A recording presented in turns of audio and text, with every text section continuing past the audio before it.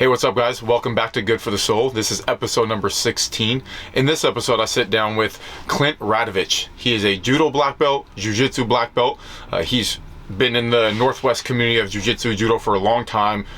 Good friends with Ivan, so he's one of those old school guys. He's fought, he's kickboxed, he's been a coach now to that newer generation of fighters. Some guys that I actually like to watch in the amateur circuit, and some of the guys just starting out on the pro circuit. One of my favorite things about Clint is he's a very intellectual individual. So the conversations we've had on Facebook and in person over beers, where I just, as a young kid in the gym when I started 21, and being around all those older guys was definitely someone I would look to learn from, how to articulate myself better in this world, So it was really cool to have the opportunity to sit down with him and learn his story and ask him questions about life, jiu-jitsu, and everything involved that Good for the Soul is all about. So it was really exciting. I have so much respect for him as a coach, mentor, leader in the community, and yeah, it was a real honor for me to be able to have that conversation with him about life, jiu-jitsu, and again, everything good for the soul. But before we jump into that, I do want to remind you guys to support yourself by getting some awesome products. Go to jockofuel.com. I use all their stuff, and I have been for years, even before I was able to work with them. Now that I'm doing this journey, they got the superfood greens, the krill oil, and the Jocko joint warfare. That's kind of my go-to, because I feel like after jiu-jitsu everything's always hurting and aching and gripping gis, so your hands have that jiu-jitsu feel to them, but when I'm taking that joint warfare with the turmeric, curcumin, all those things mixed in, it really helps. So get on that, guys. Also on the gear side of things, go to originusa.com.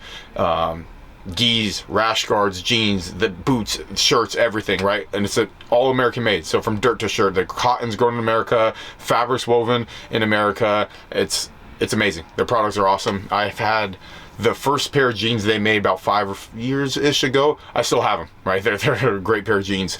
So yeah, go on their website, check it out, get something if you like it.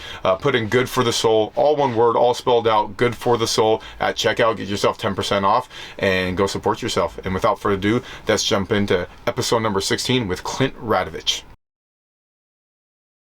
I appreciate you taking time to sit down with me.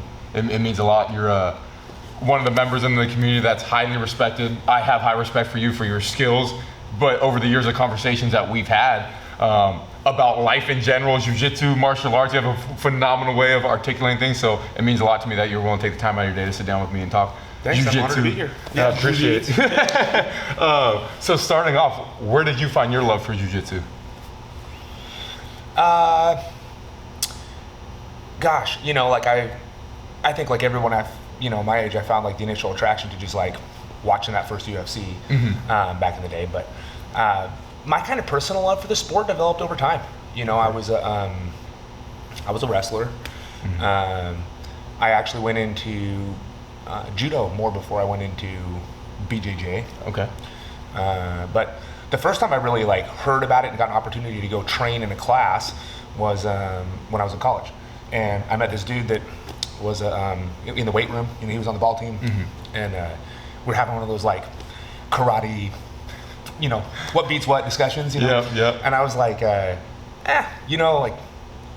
think that there's no like magic dimmak. Yeah. I'm a boxer, I'm a wrestler. I think it's a sport. He's like, oh, if you think that, you really just love this. And I'm like, okay, so I go to class, right? And to be fair, that wasn't where I fell in love, because the rooms were not as developed. I think in those years, like, unless you were like in Torrance or happened across, Carlson's gym in Chicago or something, right. You were probably meeting somebody that had like a couple classes with a guy, or maybe they were, by looking back, maybe they were a blue belt or something, right. And so you didn't have a room full of dudes that could just put it on you. Yeah. Right. And I was a big guy and could wrestle a bit, so it didn't wow me. I was like, okay, that's cool. Yeah. But I'm not hooked. Okay. And I went on, continued to baseball and stuff. Then later, I went to go play judo, and I went to the type of club where I got pounded. And it's funny because that story is different than most experiences. Like, so many people were surprised because they thought, oh, judo's like American judo hasn't historically been great. Right. So there aren't a lot of clubs where there's people that put it on you, you know? But I happened to go to one. You know, I mean, I'll never forget my first day there. I walk in. Talk to me about that. God, brother. I was, it's Budokan right down here in Seattle, right? So I go in there, and it's there's a couple young people, but it's dudes is like 40-year-old beer night off on Tuesday and Thursday from their wives. But these guys have been good competitors, high-level competitors. There was at least one guy in there that was training for current senior nationals at the time, you know. But I go in and I'm like, oh, hi, like, I want to do judo, you know, and I'm, you know, they're like, I've read about it in a book basically at this point, you know. And they're like, oh, well, do you have any experience? And I'm like, you know, I wrestled. Oh, that'll be good. Here's a jacket. You know, and I mean, like, in almost no time, I'm sparring, right? And I'm like, the old school they're way. just trying to take him down. And I'm like, okay. And so I'm dangling on this guy's legs, like doing everything I can to not get lifted from the floor, you know, leg grabbing. And so it's like, yeah, no, stand up more. Don't hold on to his legs so much. And I'm like, I'm definitely getting smashed. just bouncing off the floor. And I mean, I feel like I just saw the lights all night long, you know, and I'm getting arm barred and tuned up, and I get done, and I was like, and then these guys roll out their case of beer from the refrigerator in the locker room, you know, and I'm like looking around it because I'm like, you know, a young guy, I'm in good shape, and I'm just looking around at like the people that just beat me up. Yep. You know what I mean? And I'm like, that shouldn't be. It's not clicking. It's like, this doesn't make sense. Yeah, like, it doesn't make sense. Like, you're smaller than me, you're older than me. Like, you know, I was like, and I just remember sitting there, like, drinking this beer, going, I'm going to come back here till I can beat every one of you guys. Like, what? Like, I cannot not want to do this, like, every day. You know what I mean, right? And so it was like, you know, the bloody knuckles and I just loved it. And so the way I actually fell in love with jiu-jitsu, ironically, the long roundabout way was we had 2 days a week of hard training. And there's this old former world champion named Neil Adams, who was a big influence on my coach. And so he would have him for seminars here and there. And he had said this thing about how, you know, it takes time to develop the feel for the throwing of stand-up. You know, you can be a wrestler and know how to be functional on your feet well, but like to have the twitch throws and that type of stuff takes time. But the way you can improve fastest is improve your newaza, your mat work. And, you know, you can control that. And it just immediately resonated with me. And I was like, I'm going to go find some jiu-jitsu to go do on the other 2 days a week. And I started off with a guy named Brian Johnson. Back when Brian was a purple belt, you know, like many years ago. Yeah. And he actually was in the kind of first cohort of guys under, before Marcelo came here. A guy named Glenn Barber was a brown belt Machado guy. Okay. So I believe Ivan was a part of that cohort too, and Brian, and like before Marcelo came. Gotcha. And then a lot of people went to Marcelo. There's always a Brazilian black belt here, right? So I met Brian on those conditions, and I was already just hooked. You know, he was a interested and interesting technician that was working his way to find out how to work his way to become this be his living one day. And I mean, gosh, his success is amazing too. You know, over all this time, like definitely, he's super good.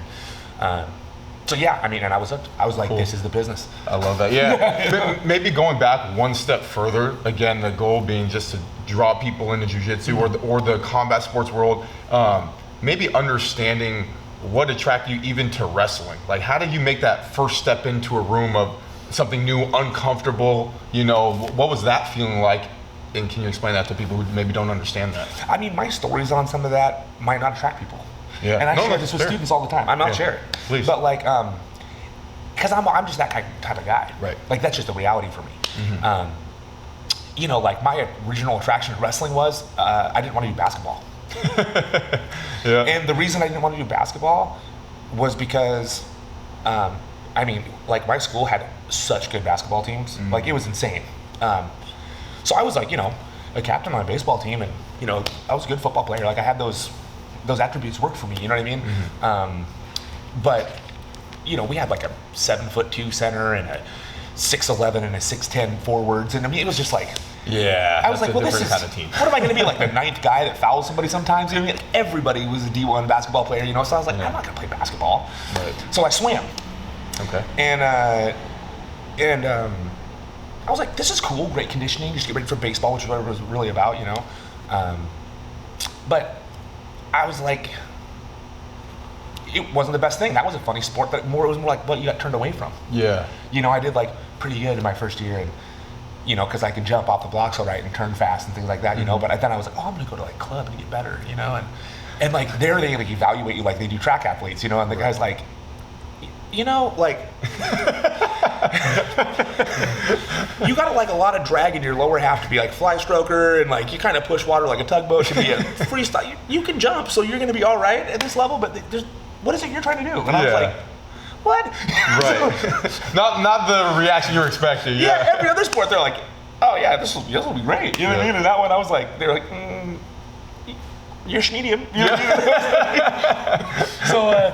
So yeah, I just was like, had some other buddies that were wrestlers, you know, and I mean, I really had come up in boxing because boxing was like my family thing. Oh, cool. So you've been around it, and they're vastly different. I mean, it's not a combat sport. There was no wrestling in my home or things like that, and so like my dad wasn't even supportive of it. Like he was just like, stupid. Like, why do you want to do that? Like, you know. And I was like, because I want to do something. You know what I mean? And so, and I love it. Cool. Like, but so that's the thing is like when I tell other people that story, in my own adventures of trying to draw people in over time. Yeah. Because I was a frenetic nut. Every time I learned something I love, I'm like, hey, you should love what I love. You know. It took me time to learn that I'm actually crazy, and you know, there's levels of things, you know. And, definitely. But yeah, so that was what wrestling was like to me. It was like I got there and was like, oh, dude, like I should have been doing this forever. Right. And it was just immediately like fish to water. That makes sense. And maybe jumping forward to now, and we'll bounce back and forth a little bit. The years that you've had coaching and being on the mats for so long, how do you personally maybe draw people in to walk through that door for the first time that are curious about martial arts, judo, jiu-jitsu, you know, because everyone's mindset is not the same. What if someone has that curiosity? How do you get them through the door? It's totally evolved over the years. So I think it's a good question. You know, originally, again, like I think I did it like everyone does, which is with raw enthusiasm. In every generation of students that I've had, I see that same thing in every one of them, right? There's always those people like, oh my God, like the only reason that everyone in the world doesn't do this is because they haven't been told. I need to spread the news, you know what I mean, right? And all of a sudden you got like this like jiu-jitsu evangelist that's like running out there, you know, and you laugh every time because you've been that guy where you're like, you're watching them talk to someone like at a bar, bro, you need to do jiu-jitsu. Like, for example, I could choke you to death in like a heartbeat. Do you want to No, dude, I want to get away from you is what I want to do. Like, this sounds terrifying. Like, so like, it's funny. It has its own natural counterproductive too, you know, like, and you're like, so I did that, you know what I mean? Of course. And then there's the other side of it too, where it's like, I would say like, two big things that resonate to me over time have been,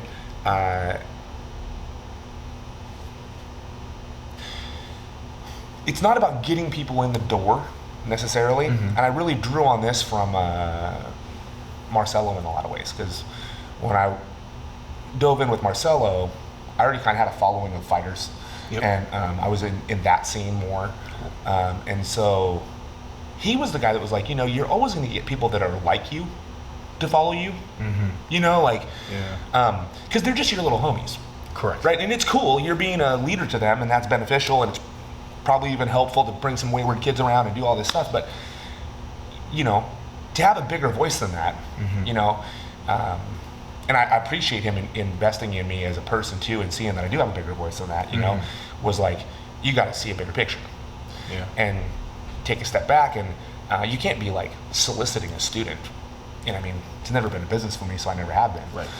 But it is soliciting to be like, how do I get you through the door? Yeah. How do I get you to do this? Those concepts are driven off solicitation. Correct.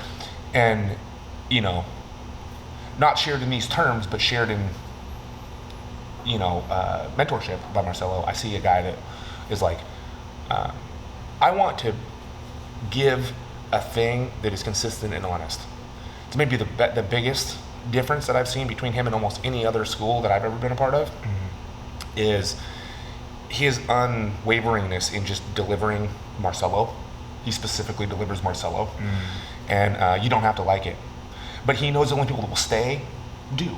Right. So it's like this really earnest thing, and it never moves with like the public attention like so often happens in our world.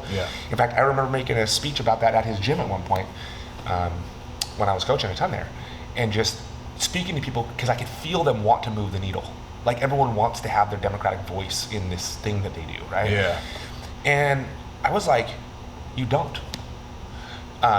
You don't have a democratic voice, number one. Like, there's a name on the door. That's just a person. So this is his culture, not your metaculture, right? And like, I'm teaching right now, so this is what I'm doing.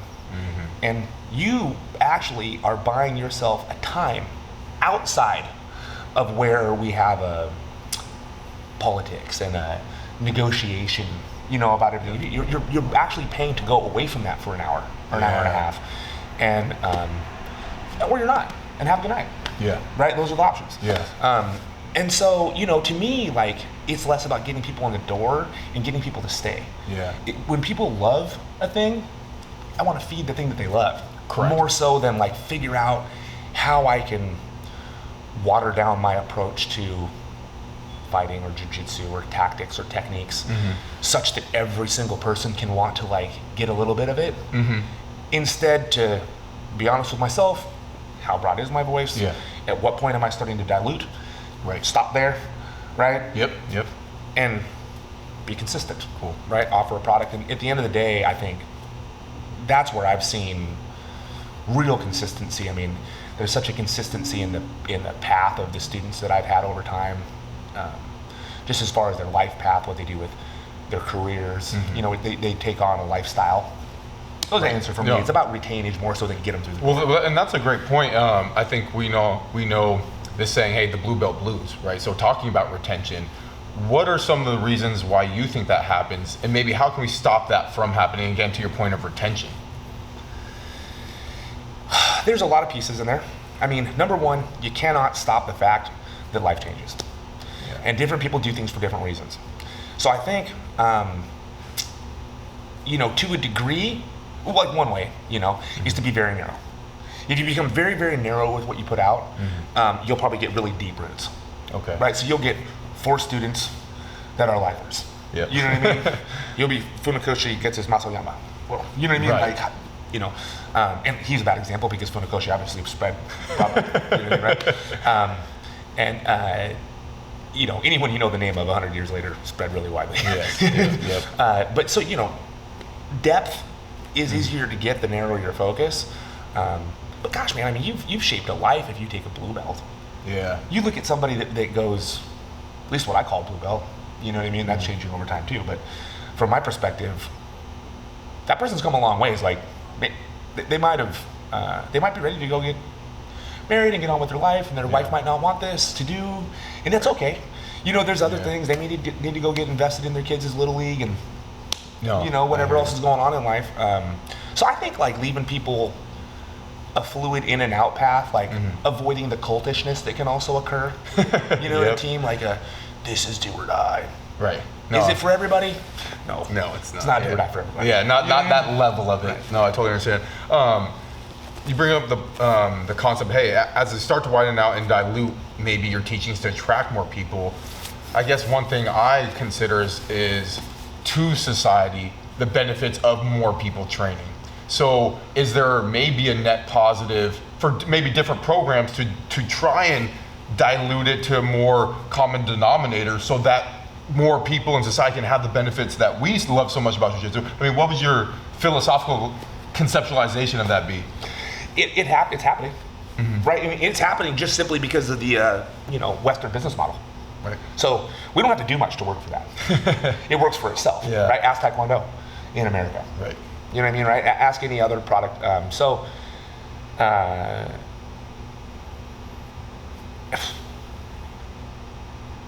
I think you're asking, how do you do that well?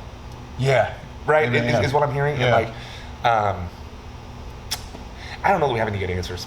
And the reason I don't think we do is because we don't have a way to maintain a high level of integrity of a very difficult sport that is based on taking you to the edges of like your abilities and taking you beyond your comfort levels to really push that.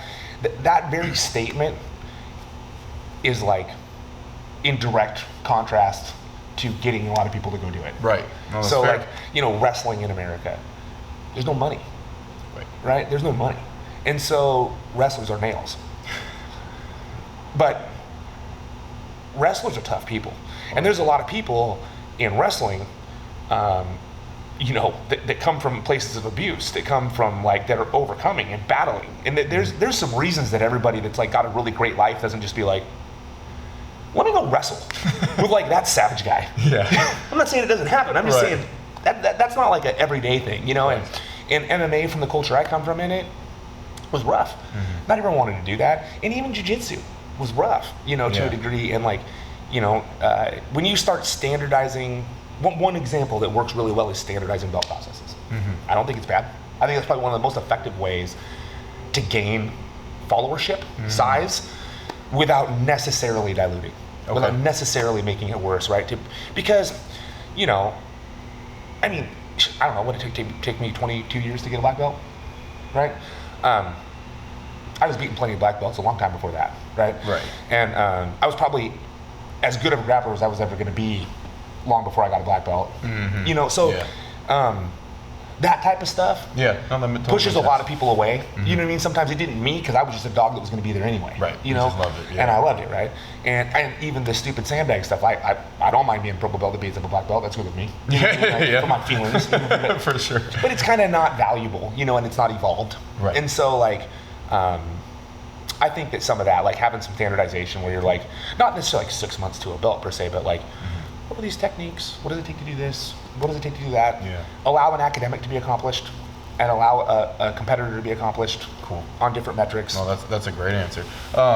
You brought up something, that the Western culture around business that we have. Maybe what are the differences that you've seen between Eastern philosophy of martial arts and how they approach their training versus how we do? Do you think they had the same issues with dilution, maybe in regards to judo, because it's very popular in Japan? Did you see the same things? I mean, how has that approach maybe differed if you had to choose one? Great question. I mean, I think, yeah, I do think it's different. I mean, it's a vastly different culture. You know, so like, there's a lot of metrics in there, like, I mean, certainly the East is westernized in the sense of being mercantile, right? But, you know, when you look at something that's like a national sport in that way, again, a little like wrestling or baseball or things like that, right? I think it's like, there's room for the enthusiasts, but the mass is like surrounding these Olympic competitors. It's surrounding, you know, you get a lot of people in jiu-jitsu in America to be like, you know, I always kind of wanted to be a tourist in a sport. Can I pay a certain amount of money to be a tourist? Yeah. To go through the zoo with the animals? You know what I mean? No one ever pays to do that in a wrestling room. Right. And there's a reason, right? No one ever pays to do that at the sports that we're always pushing at the highest level on that basis. So I think there's a cultural difference there for sure, just in like, that's their national sport. Yeah. They approach it a little differently. And there's other pieces too, like I think that, you know, just little snippet experiences that, like I have from like Japanese judo folks, is like a focus on artistic, on doing this art right, less than on pure athletic accomplishment or like winning in the moment. Just like, I think that's probably a cultural difference. Yeah. And you know, the result may well be that you're a great athlete, but you know, you would have been focused on art and happened it such that you were a great competitor. Yeah. As opposed to like, you know, a more Western strategy would be like, figure out how to get it done and figure out how to make it pretty later. Yep. No, and that's interesting you say that now. The other day I wrote down in my journal something along those lines, because I notice sometimes that when I dive into something, I just want to get there, get it done, and enjoy the activity itself, but I forget to take a deep breath and enjoy the whole process of the activity. This setup the drive to it, the change, you know, like everything that involves whatever the activity is, and then post activity, what is the culture around it? Am I hanging out with people, as opposed to, for example, skydiving? You know, hey, it's 60 seconds of free fall. But I realized when I got burnt out from that, I was just trying to get there, trying to get in the plane as fast as possible, get done and let me get back up, but forgetting to enjoy that process. Yeah. So that is a very interesting point you bring up. Let's jump back a little bit to your actual beginnings of MMA, boxing, jiu-jitsu. Mm-hmm. What was that like as you were, judo, jiu-jitsu, and then you're heavy in the MMA world? Mm-hmm. What was that like starting out? Super interesting. I mean, that's another thing I like to share with newer students, because it's like growing up without cell phones, and then there's cell phones or something. You know, it's a different world. Yeah. But because there were some great martial arts masters around, you know what I mean? It's not new, but the sport was very developing, and that was really interesting. Actually, coming from baseball, which is a highly developed sport in this country, to like a zero developed sport, you know, at the same time. Yeah. Really great experience, and in fact, I've shared some great conversations with Eric Dahlberg about that when we were training together, and my kind of thought is that I would be training for judo match and just accept the fight and just try to go judo whoever was going to fight me. Uh-huh. Right? Like, I didn't necessarily go to a place where there was like someone that was a black belt in 3 things that had been doing this and had an MMA career that was like, okay, here's what we're going to do. Right. Right? I mean, I had the blessing of some really amazing coaches, mm-hmm. but like I took my first fights out of that very first jiu-jitsu lesson I ever took, and just was like, I don't even know what we're doing. Yeah. You know, like, but I'm down to fight. Yeah. You know what I mean? And I think I could wrestle and sock someone up a little bit, and it worked out. You know what I mean? Yeah. But it was like, I remember distinctly like going to the cage being like, this is actually crazy. Like thinking to myself, like, why am I even doing this? You know, I totally said yes, and I was like, okay. Like, what does even happen? Sitting there like, I'm like half naked, this is crazy. You know what I mean? All of a sudden. And that's a guy that had been on the mat plenty of times doing plenty of other things, you know? Not jiu-jitsu yet. And then, later as it kind of evolved, like, I actually went from Brian Johnson's to AMC, which is where I met Ivan originally. Mm-hmm. And that was just Brian knowing that I was more suited for that culture. But mm-hmm. like, in that time, I mean, dude, like AMC was like light years above every other place in terms of fighting. Okay. Right? Uh-huh. There was no jiu-jitsu culture, although we got some pretty cool jiu-jitsu guys around, like Alongo Wes and different stuff that were big Carlson Gracie guys. But the influence there was like, this like anti-jiu-jitsu wrestle submission, kickboxing, rough and tumble strategy. Mm-hmm. You know what I mean? Really cool hybrid style of fighting. Yeah. A lot of heavy Japanese influence from catch and stuff like that too. Mm-hmm. And Matt's a really brilliant trainer. But at the time it was really interesting because even just like finding fights was weird. Like people would just drop out of fights, or like not be anywhere near the weight that the fight was.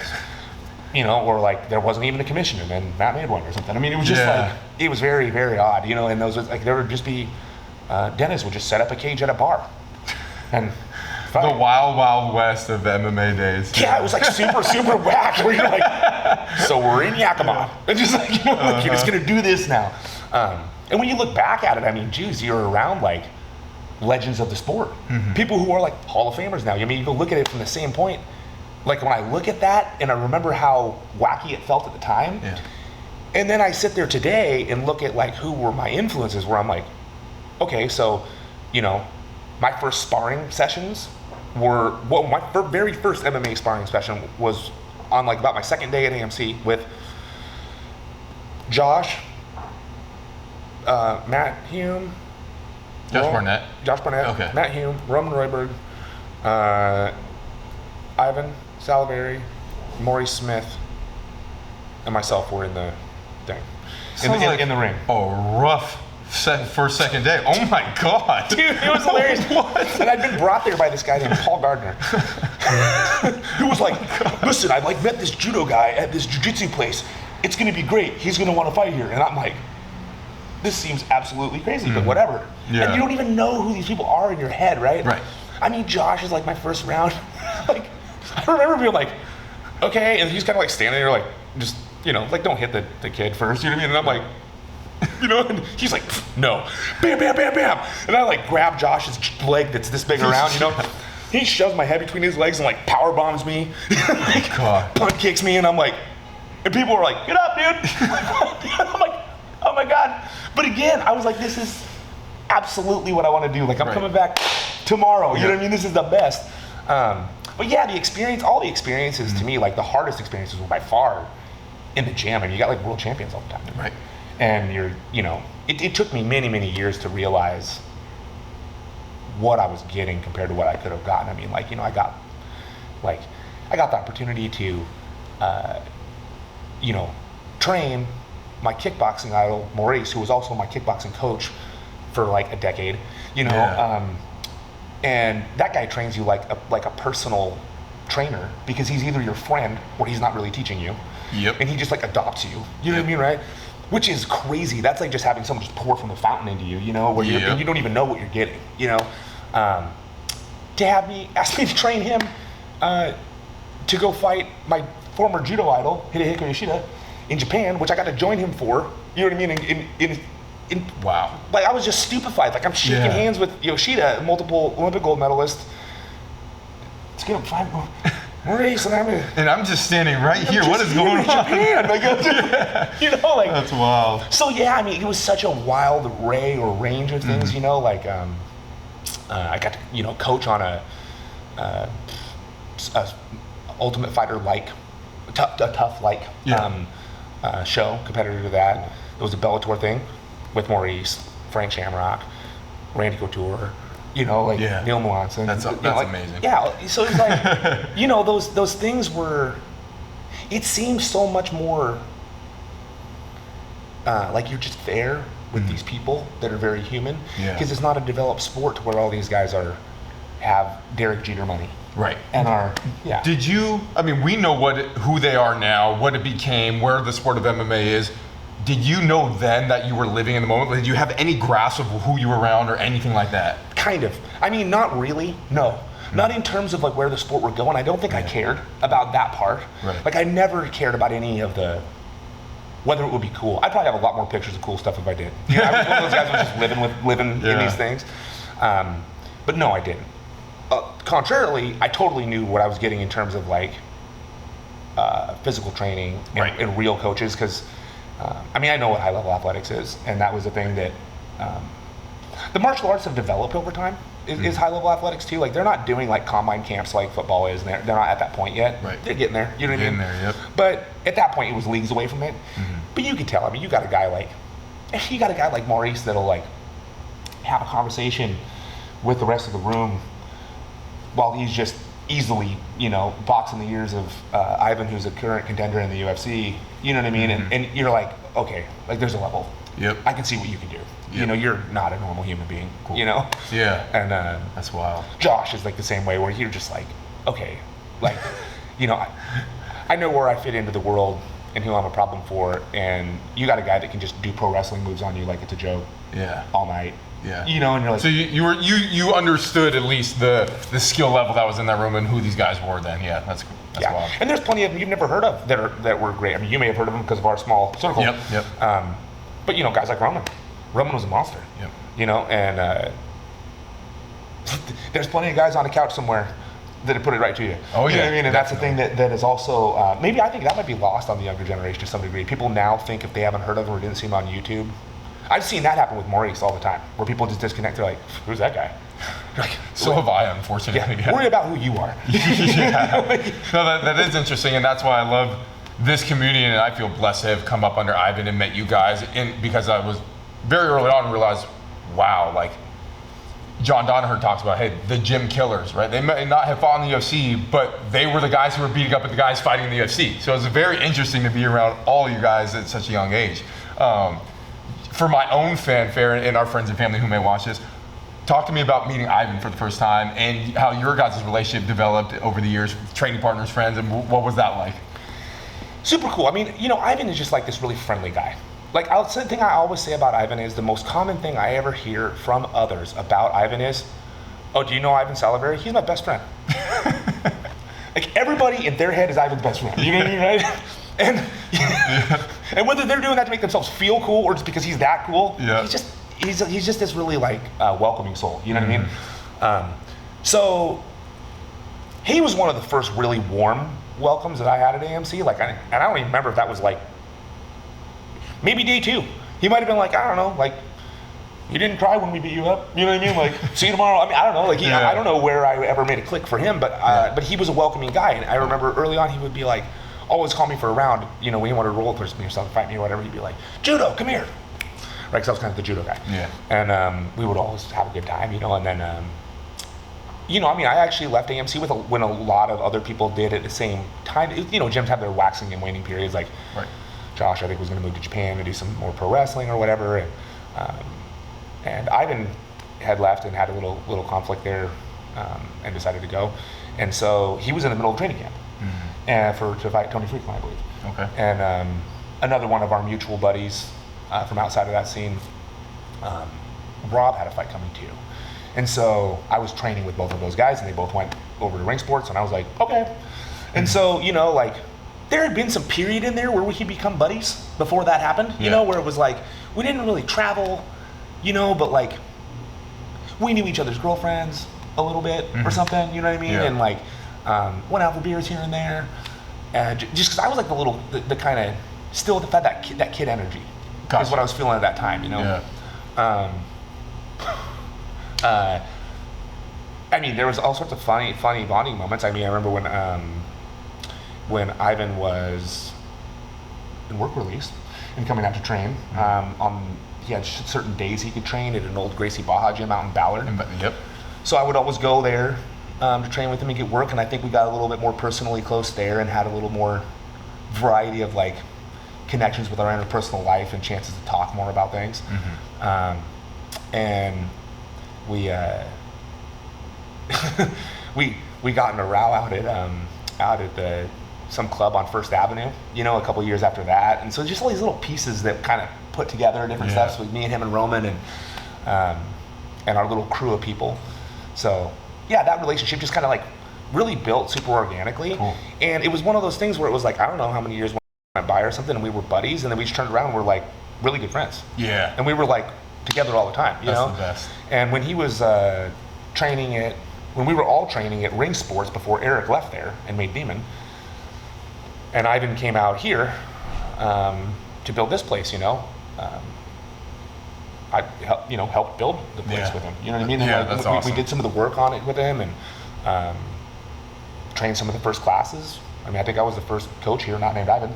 You know, and so that was a really cool, fun bonding moment too, to like share in his growth and go be a part of that. You know, both the struggles and the successes, and meet that first group of guys that kind of developed the first cohort here and be a leadership role for them. Like that all was like really big bond stuff for Ivan and I, where we became super tight. That's awesome. Yeah. So it's funny because when I've been here about 10 years now, and I remember the first, year, now that I know Ivan really well, looking back on it, luckily from having gotten beat up enough, I knew just, you go to a new place, shut up, be quiet, learn, like earn your way in, right? So I kind of had that learning process in me already. But then I would see the people from the outside who were very close to Ivan. Like I could tell immediately. And just the way you guys would be standing there and talking to each other, I'm like, oh, these guys know each other very well. So it was always cool for me to see on the outside who was close to Ivan, which was being you and inspiration in the community, and the way you would coach and mentor the people on the mat. So it was really really cool for me to see. What is something about the culture of martial arts or jiu-jitsu nowadays in your coaching career that you think is a positive thing? Well, I mean, jiu-jitsu is positive in its own right. Yeah. I mean, it saves lives, truly, right? Like this is a sport, like I can just name so many of them. Like, number one, you find yourself equal and exposed on the mat. The ability to not live a shrouded life is very valuable in the soul, right? To be able to just like show yourself. A common thing that I say, I was just saying it last night to a group of students of mine, was, there are very few things where you can explore mind, body, and spirit at the same time. And there are many ones where you do two of those things. You touch on two of them.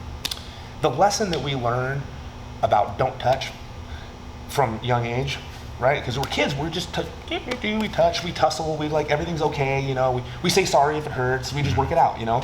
But we learn, especially as men, you know, like don't touch, you know, like shake hands, you know, keep it like this, be guarded, you know. There's a training to that. I'm thankful that I'm not untrained to that, you know. Yes. I never let that be trained into me, you know. Yeah. But as a culture, I see it all the time. Go watch some guys take a ballroom dancing class, and you'll see it in a heartbeat. This like, you know, and so I feel that like jiu-jitsu, fighting sports, this type of contact is so cool because like you get to explore a mental idea of what you think you're doing, you know, how to think it through, and then you get to explore a physical challenge. But think about the social, the spirit side of that. It's inside, like there's risk. You're putting yourself at risk all the time. Yep. You're doing something that is super asymmetrical as far as life is concerned. Like we just don't do that, right? At the same time, it's practical and you know it. So you're like, I should want to be practical about this, but I feel uncomfortable about this at the same time. Huge ego issues. Like you start looking at the things about the ability to have deep, deep bonds. I mean, like, you know, I was introduced to my wife by a jiu-jitsu buddy, John Ryan, right? Cool. His wife's best friend. Wow. And it could be argued from someone on the outside, we didn't know each other that well.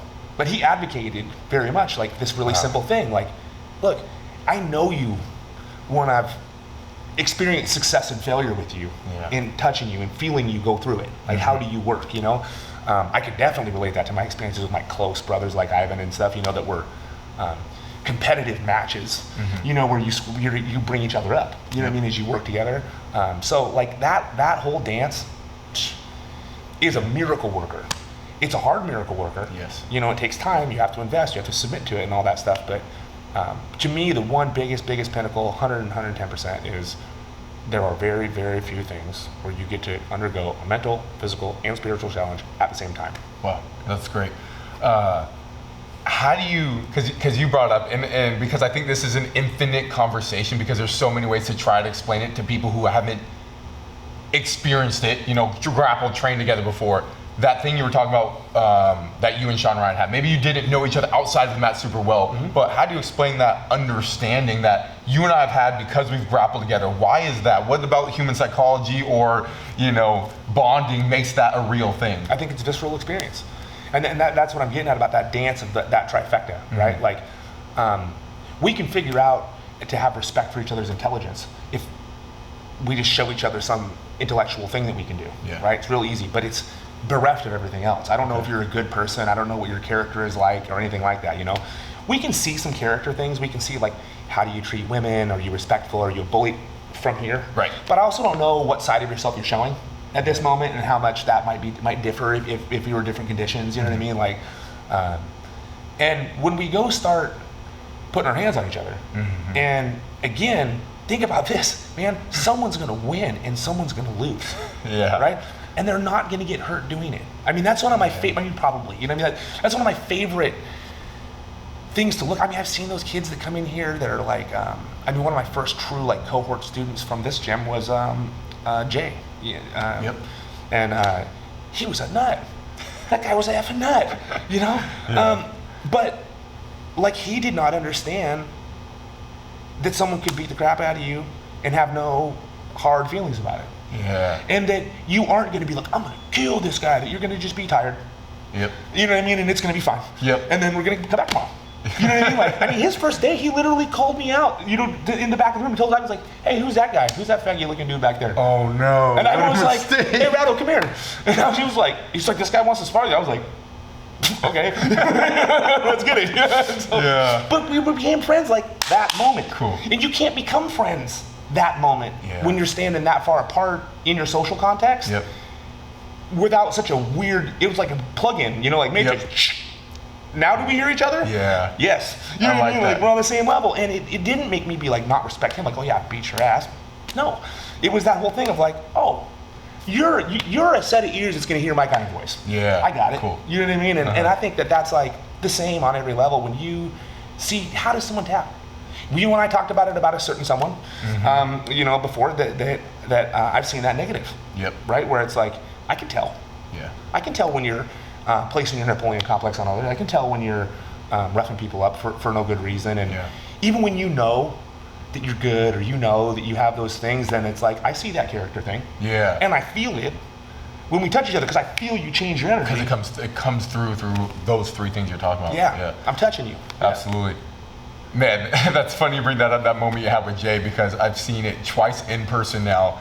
People testing you, you're wearing jeans, clothes, hanging outside, and someone decides to kind of test you, and we're like, are you serious? And the next thing you know, they're on their back, and you're like, hey, are you done? So those moments are hilarious to me, because that, from that unknowingness or maybe ignorance of martial arts where you just don't know yet, and then you get taught that in that moment. Yeah. You don't know what you don't know. Yep, absolutely. Right? It's one of those things. And you started to touch on it, the inverse of the positive, hey, the negative. What are some of the negative things that you do see on the mat, whether it is in your own personal training and maybe some experiences you've had with other individuals' characters, or just the overall sport of jiu-jitsu or martial arts?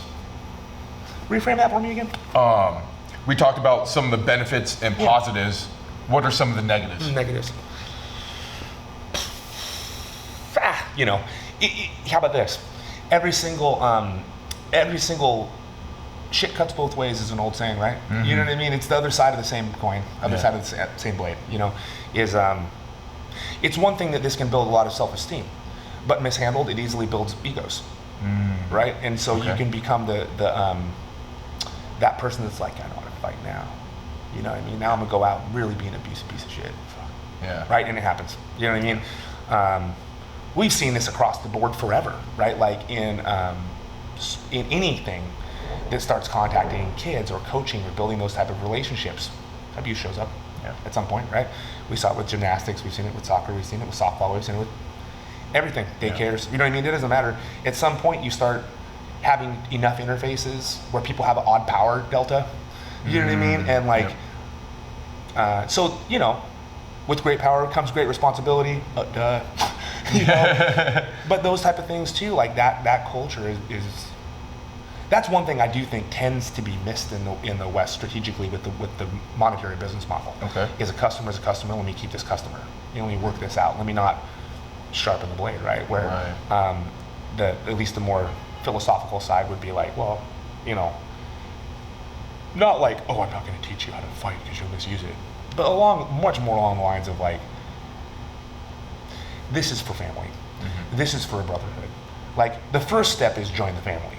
Right. Again, something I really speak to Marcelo having demonstrated and shown the most, in my opinion, is like, no, he doesn't pander to white belts.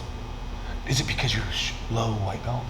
No, it's because you can't possibly have gone through enough of the little nicks and marks and considerations with others to have had your character tested and your basic metal determined that you decided that you are at least going to be a toddler in this family. Yeah. So while you're just an infant that may or may not, he's like, that's fine.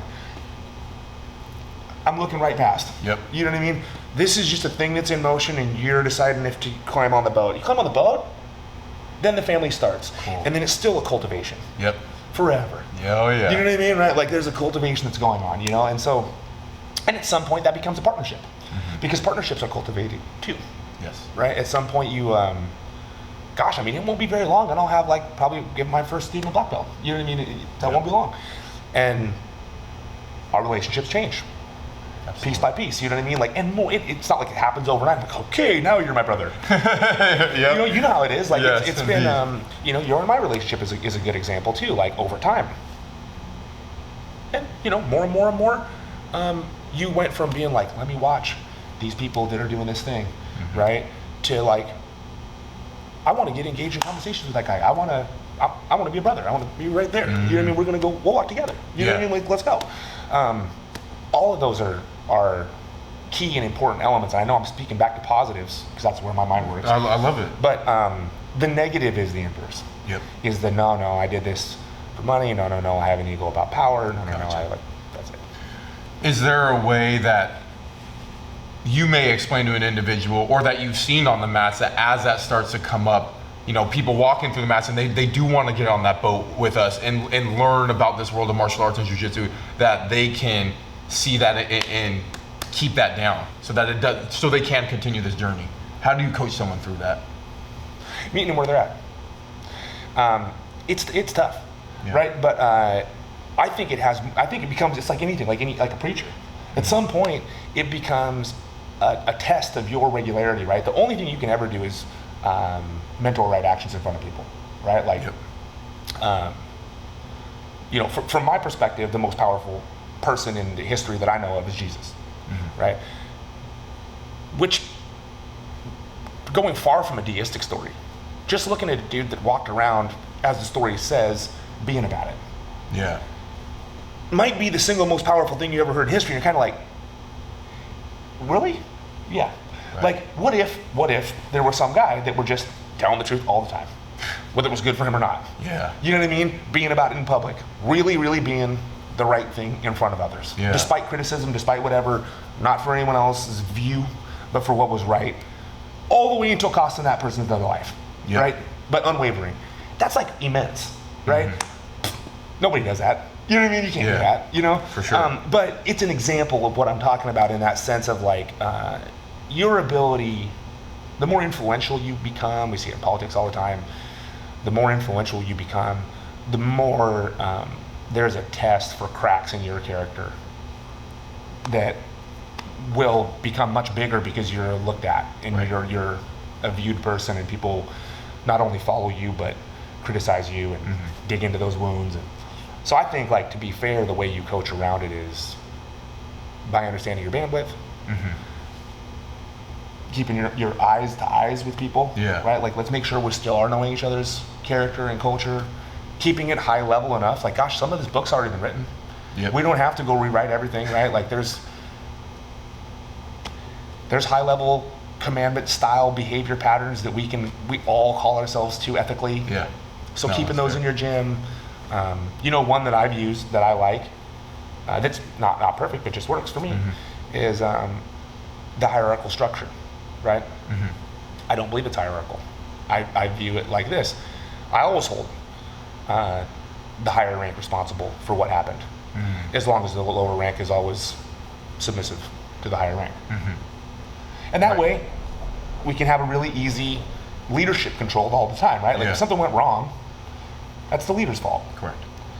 As long as the soldier's listening. Right. You know what I mean, right? At that point. And so we have a real easy breakdown piece here, which is like, wait, first of all, are we a family? Are we connecting? Are we respecting time and energy and effort and putting into these things? Age and agency? Are those things going to be respected here? Because they are. Cool. That's a cultural set, right?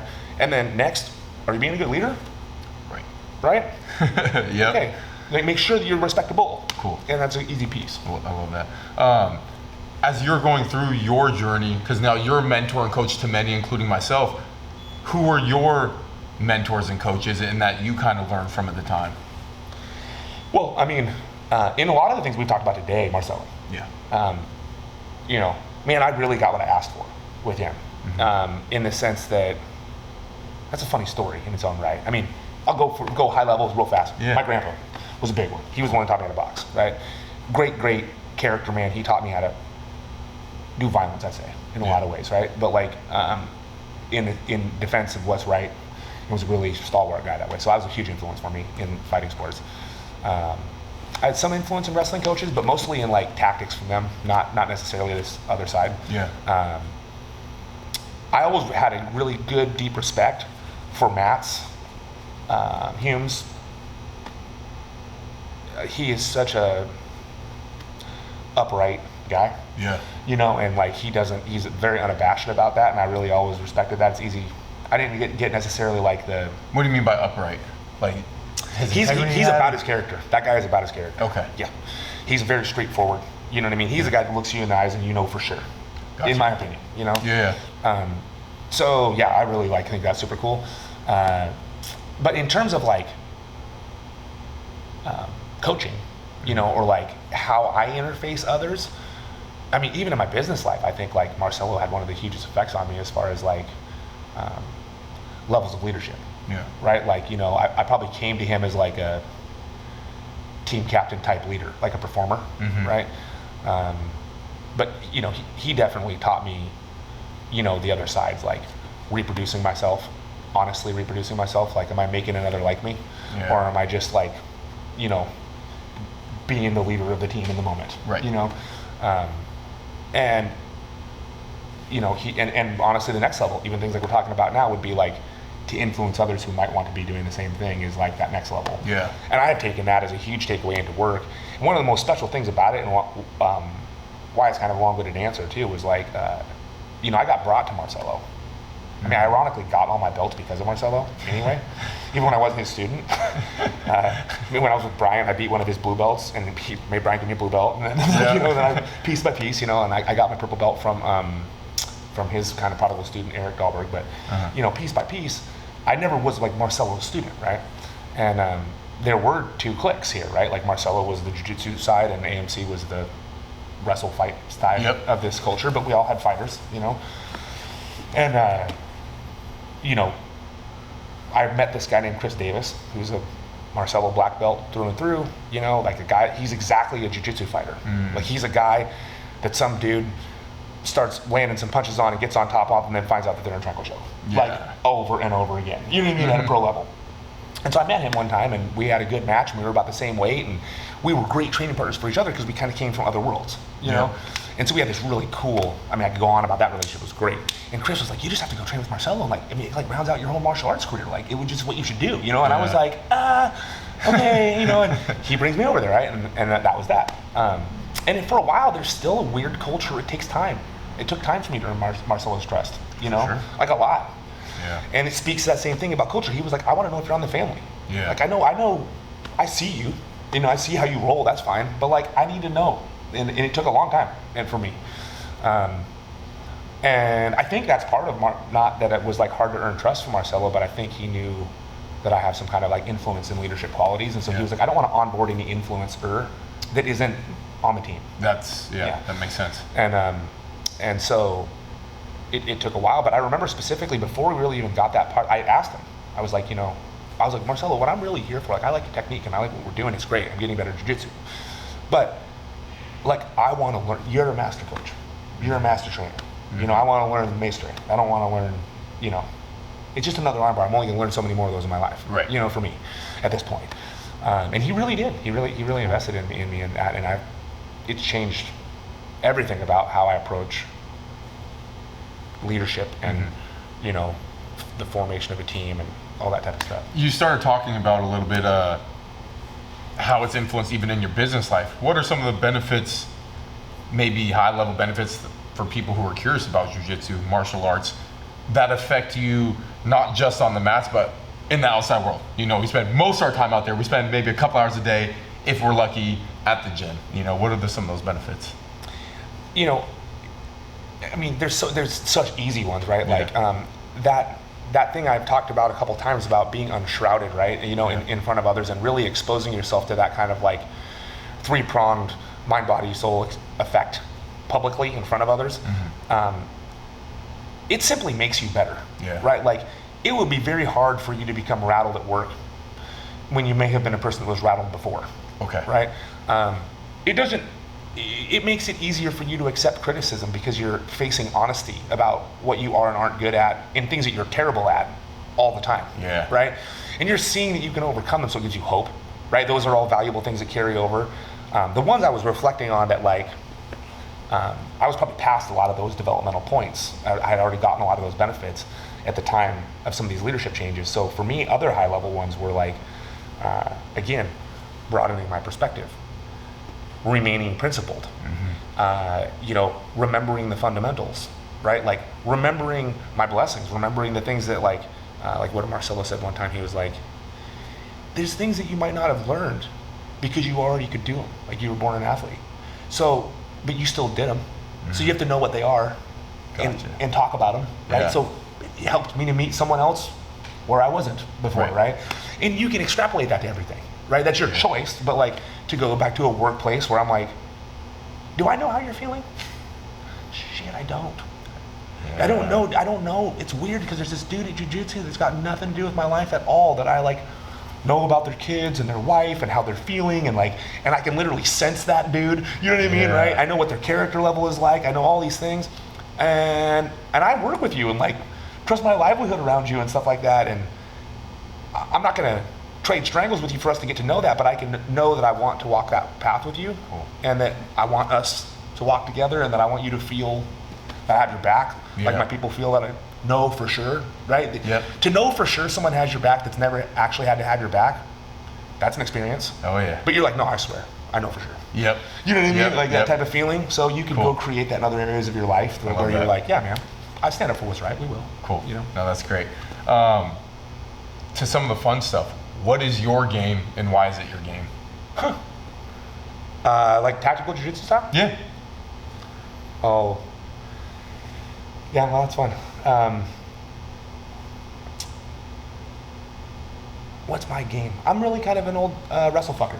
You know what I mean? Is the way I'd put it, right? Like, at my best, I have a rough and heavy top game, you know, and I keep a lot of motion, right? Like I like a lot of speed and pressure in top positions. You know, I say that because it's just the truth of how I'm the best, you know, for myself. I love the exploration of all the games, you know what I mean? Like, I definitely have like a really hybrid style, like a guy that just went around and, you know, became a black belt in Judo, and black belt in Jiu-Jitsu, and studied catch over at AMC, and did this and did that, you know, and kickboxed. So, you know, me as a fighter, it's kind of the same thing, you know, I'm like a frustrating striker. That's a little bit tough to get down on the mat. You'll get tired if you get me down there, and it might not be that rewarding to have got me there anyway. Right. You know, like that's kind of always been my attitude in fighting. And then, period, as an overall, I always said this in the beginning of studying all the martial arts, I cared so much more about self-defense than I ever cared about any of like the sport accolades or medals or anything like that. You know, like I went and chased some medals down, but at the end, I always like to think about it as a stylistically a fight. I mean, there was like a rolling judo armbar I would like never do because I wouldn't want to put my head on the ground. You know, if I was going to fight somebody else, I just did other things for whatever reason I wanted to. You know, I have like little things like that, and you know, the same thing with like fighting stuff. I have like a variety of little conceptions that are.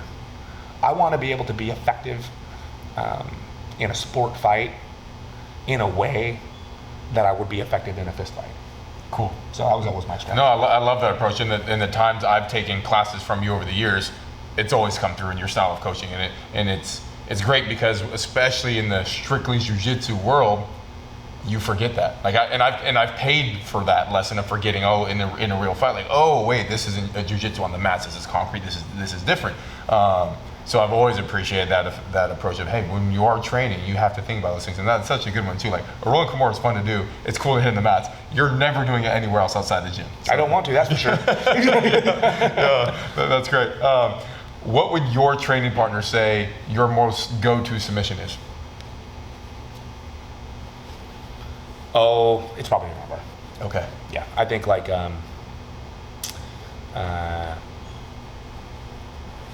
yeah, it's most likely an armbar and rear naked. You know, like and one comes from the other. There was a time for a long time what every training partner would have said was Kimura. Okay. And I remember, I mean, for a long time. It's not now, you know? But I remember that was a Dahlberg influence. Dahlberg was a guy that was like about, like he was like, this is a function, you know, that will work for your body, like. And I remember like he was like, you just need to work like Kimura from top, Kimura from around the head, Kimura from your from your back, and I was like, okay. And I started doing it, and we had worked a couple of cool angles. Like, I swear I felt like I had like 2 moves, but it was hard to stop. Yeah. You know what I mean? Where I was just like, once I get here, I'm gonna pull your arm off. You know what I mean? It was like, what? You know, like have a good time. But at some point, you know, that just went by the wayside, and especially in gi jiu-jitsu, like I probably used the Kimura and forced back takes out of it and stuff a lot more in a no-gi situation. Cool. And you know, I was an old leg locker from back in the days anyways. But that's just an alternative. You know what I mean? It's a scramble alternative. But when I did like in gi, so much more able to keep people's arms stretched out. You know, from the bottom, it's like that, the triangle armbar from underneath, the armbar from underneath. I really like the old Japanese foot on the hips guard. Cool. As a type, you know. And in the top position, I usually force mounts. So that's going to be armbar or back.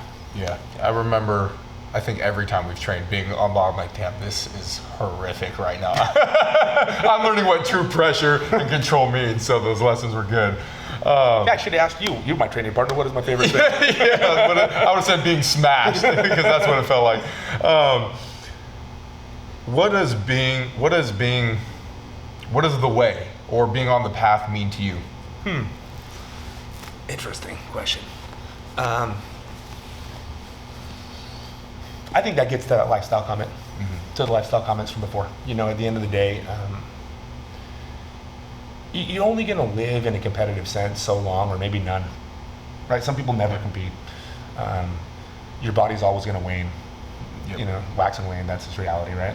And so to me, like, the path is like the brotherhood, finding every way to integrate and enjoy these things, and to hold the family value, right? To pass forward, pay forward might be the biggest, most important one. Cool. Over time, where like, and I see people get over anxious to do that. They're like, I learned this yesterday. I want to be a white belt teacher. You know what I mean? And you're like, no. Yeah. You know, no. So, you know, like that's all parts of it, right? But paying forward, right? Like, what do you have to offer? Not what do you think will make you cooler. Right. What do you have to offer? Is a family approach. Cool. And I think that's big about being on the way. I love that. Outside of jiu-jitsu, completely removed for it, what do you do that's good for the soul? You know, that's a cool question, because COVID challenged that for me a lot. I realized in COVID, when there was not training in the way that I had been used to it, and not the frequency and regularity. I mean, I'm a guy that's like 6 days a week training for 25 years. You know what I mean, right? Like bad weeks are 4 days for me, you know? Yeah. And to go to that to zero, I realized that I use this for my mental health, like level 10. I mean, even my like giving it to others is my mental health. Yep. And my this and that is my mental health. So you know what I mean? Like, like, I mean, we laughed. Like, my wife was like, dude, like, I need something for you to do. Like, my energy level is insane, you know? So she's just like, good Lord, like, go wrestle a tree or something. Like, do not bring this home every day, you know? Yeah. And so, you know, yeah, I really learned that I had, you know, probably just other stuff, right? You have a family, you got kids, you got all these things to go on, and make some other aspirations that I wasn't pushing for when I was in my 20s or 30s, where I was like, oh yeah, man, like, I do like MMA and some jiu-jitsu and this and that, and then I also like travel to this place and go to this hike and go to this and do that, because it's like, that's my just doing whatever the hell I want. You know what I mean, right? Exactly. That had reduced down to where I was like, oh no, like, I like do my responsibilities, which have now grown to be very large, and I'm really happy that I had framed out this jiu-jitsu rock in my life, this like training rock that I didn't let be infringed upon, because no matter how much I filled up this other territory, I always had this. When that went like that, I was like, I don't think I have a plan B. Interesting. Right? And it's not that I didn't quickly develop it, right? Because I you know, thankfully had a really diverse activity life growing up and things like that, right? Like, we were BSing about sailing and stuff just before this started. So it was fast. You know what I mean? Like, I just made some adjustments. I mean, you know, I did a lot of ocean sailing as a kid. And I was like, I think that's a chance I'm gonna probably offer that to my, you know, family now. So I went and, you know, joined a sailing club, and you know what I mean, just start taking them out, and like, you know, we started doing more crabbing, and like, you know, I grew up a hunter. I'm a, you know, country kid and stuff, you know. So I was like, okay, and I just started, you know, adding these things in, right? Where it's like, yeah, at first it was like go on a walk, and then I was like realize like this is a really crazy world right now in this time. Yeah. And no, we're gonna stay mentally healthy in this house. So the things I added were outdoor activities, hunting, fishing, gardening. We did a huge garden. Cool. And I've always wanted to get into that. Super fun, man. And like my wife's like the best. She's like, you know, started canning, and like, I mean, she like is so rad. She'll like learn that my mom did something and be like, I'm gonna do that. Like, that's super cool. And just, she's so, and she's good at everything, you know. So I was like, oh, this is super sweet. So yeah, we had, you know, all that stuff. And like, I mean, you know, you're a construction guy too, right? And like, and I've been in like construction management for so long. It's not like I wear bags or do things like that for years, but I started doing that, you know, like my little 5-year-old dude loves every power tool that exists, and you know, so we started building things, and just, you know, you fill the time with something that's good. Cool. Yeah. That's awesome. Any closing thoughts? You know, Vic, they're about you, man. I mean, I'm really, I'm thankful for you having me on the show, so thank you. But it's great, man. It's great to watch you be another guy that I've gotten to see grow up, right? And I like to see you chasing your experiences. I'm glad that you know, have been consistent in your business, such that you can take a time, afford yourself these types of trips and these types of experiences. Those were all, this whole culture is something I afforded myself by doing the same type of things. So I'm glad to see you do it. And you know, what we're speaking to, paying it forward, good job. Yeah. Right? You're doing a really good job, man. I appreciate you very much. It's nice to see you. Thank you so much. Thank you for the lessons and love over the years, brother. Absolutely. I appreciate it. Thank you. That was awesome, and can't wait to share with the world. Guys, if you've made it this far along, finished the interview, I just want to thank you again for supporting me along this journey, and hopefully you got something awesome out of that interview. I really enjoy doing these, learning so much about life, jiu-jitsu, and everyone has such a unique and interesting perspective. So I hope you got something out of that that you can take with you. And one last reminder, for 10% off on any Jocko Fuel products or Origin USA products, go to jockofuel.com or originusa.com. Support yourself by getting some awesome products, supplements, protein shakes, greens, all that good stuff. It helps support me along this journey, and again, supports yourself and an American-made company. So yeah, jockofuel.com. Check it out, guys. Thank you very much.